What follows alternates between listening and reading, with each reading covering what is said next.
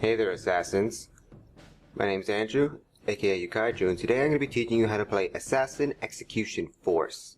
It's a new tabletop game released by Games Workshop set in the 40k universe where you play as assassins cooperating to destroy the Dark Terminator Chaos Sorcerer before he can complete his dark ritual. So this game is actually really simple.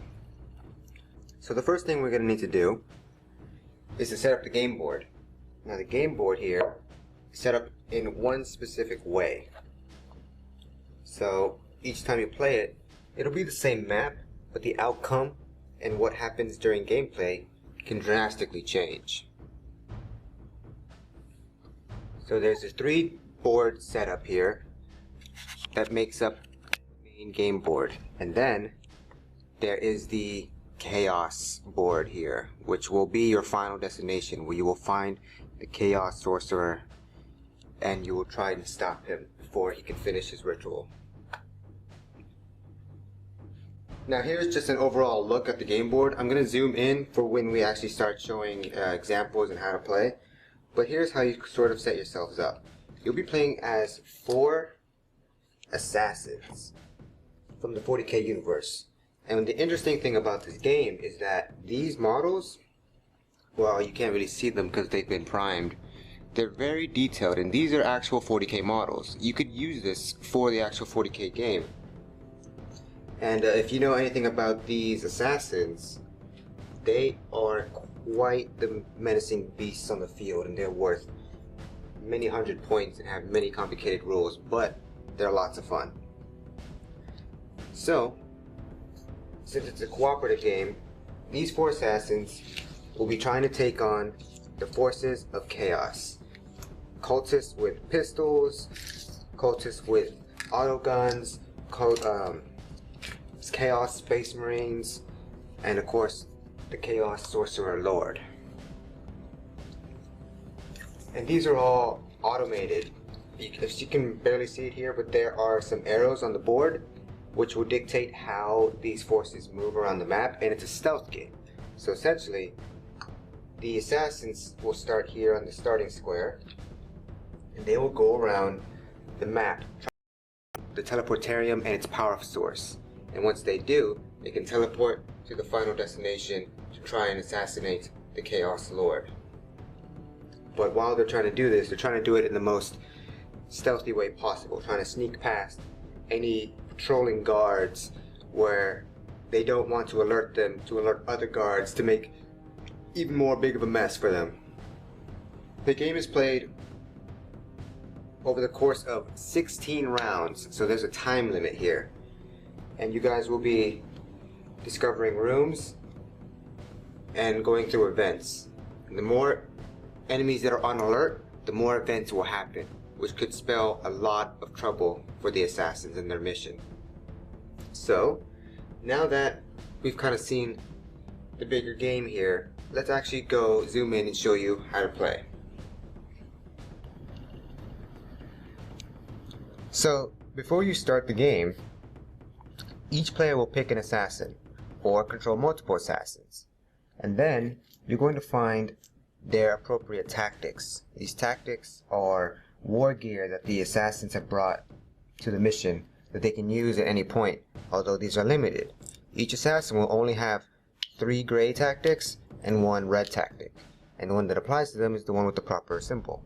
So this one is a blind grenade that will go to the Vindicare assassin, as does the Exodus ammo. You can see on their back of the card it says which tactics belong to them. Primaris tactics, Exodus ammo, and they have 3 of that. And then their Omegon tactic is the blind grenade. So these reference cards would allow you to know what actions the players can take as this assassin, and what their abilities are, and what their tactics are. So it's a very handy reference for you. So, before you start the game, you simply get all the appropriate tactics belonging to your assassin, and place yourself on the start square as I did just moments ago. and you're just about ready to start. So as you recall, I set up my assassins here, whichever order you guys choose, right here at the start tile, and we'll also need the chaos. So the sorcerer here will start on his tile in the center of the chaos symbol here, facing the direction of the longest arrow in here, which is southward. And then he can just stay on his tile for the rest of the time. We'll be seeing him later. And then we need to set up the patrols here. So we have 6-sided dice that decide everything for us. So we'll roll 1 dice. We'll roll 4 dice one at a time. And I got 2. So we'll take 1 cultist with an auto gun and place him at the 2 starting point, facing the direction of which the arrow points. So he's facing north. We'll roll it again. 2 again. Now, because there's already a cultist there, this would then have to move to the next closest spawning point, or the next closest patrol point. So the way that you guys interpret that is really up to you. There's no definite way, but I'll put him here, because I believe that's closer than the other point right here. And of course, face him in the proper direction. Roll it one more time. 3. So then I have to find 3 point, but I'm pretty sure, no I did not. It's over here. Alright. One more time for the finale. 4. And now that one is covered and I have to put it to the next closest one. So I'll put it here. So that's how the game starts with the setup. 4 cultists will be placed onto the board, the assassins will be placed onto the board, and the Chaos Sorcerer Lord will be placed onto his tile. So, the game begins with the assassins, and the assassins during their turn can perform 2 actions. And their actions they can perform are listed on their reference card. So, in any order which we choose, we can pick 1 assassin, perform 2 actions, although you cannot perform the same action twice, typically. There are some special rules, for instance, some of the assassin's tactics, specifically, I believe it is, yes, the Eversor Assassin. Here's one of his abilities says the Eversor Assassin can perform the same action up to twice in the same turn. So he could, but everyone else typically cannot. So, the way that you can perform actions, let's go through them in order. Move, sprint, sink, skin, heal, shoot with a weapon, and fight with a melee weapon. So, the way that a character moves is that they go forward in their orientation. It's up to 6 spaces. So we could go 1, 2, turn, 3, 4, and turn. Now, there are some specific spaces here on the board that are outlined in white, have a Roman numeral on it, and an arrow orientation. These are rooms. You're supposed to, throughout the game, trying to discover the correct rooms to lead you to the Chaos tile. You're looking for the Teleportarium and its control bank. So, when the game starts, you don't know where it is. So you're supposed to look around the map, and once you have line of sight onto a room, you discover it. Now, line of sight, what does that mean? Okay, well, let's pretend I'm here.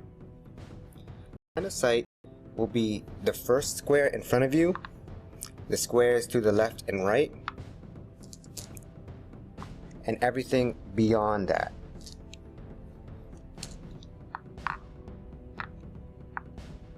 Now, line of sight is blocked by walls, which are outlined in red. So in this example, I actually wouldn't have line of sight to these sides, but my line of sight would keep going straight down the hall. If I was, for example, behind a wall like such, facing it, I would have line of sight to nothing, because going straight would lead me to a wall, and that would stop my line of sight right there. So the way that it works, once more, it goes forward 1, and then to the left and right one. So if it blocks a wall in trying to do that, I don't have line of sight. So that means you don't have line of sight to your left, to your right, and behind you. Line of sight is more important for the cultists who can't easily turn as the heroes can, or the assassins rather. So it's more important for them to know what's line of sight than for assassins, because they can easily turn on a dime and strike at whoever they need to. But anywho, so once you discover a room, and that's by putting it within your line of sight. So for example, if I was doing this, if I was facing north in this example, I actually would not be discovering this room. So I have to turn, and then I discover the room. Turning doesn't require like a movement point, so it's not like Space Hulk in that regard. So when you discover a room, you would take the 12 deck of room cards, or tiles, whatever you want to refer to these as. You will shuffle them, and then you will draw the amount of rooms as indicated by this Roman numeral here. And it says right here, 3. So we'll take 3, 1, 2, 3. Look at them, and we will place the one with the lowest number. Here is 2, 7, and